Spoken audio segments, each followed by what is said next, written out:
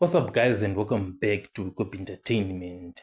Julius Malema means serious business now. He is recruiting Magashule to join the EFF. The talks are at an advanced stage.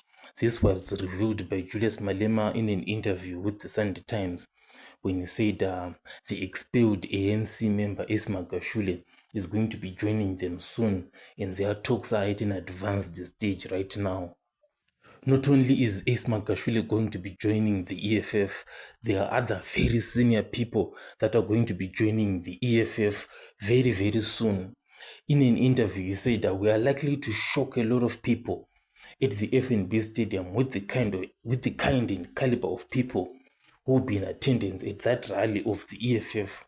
So Julius Malema is now making a very serious comeback and is going to be bringing in very senior names that are going to drive lots and lots of votes for the EFF.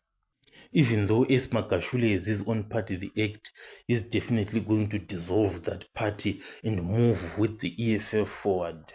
So this is what is happening with Magashule. Tell me what you think in the comment section, and I'll catch you guys on the next one.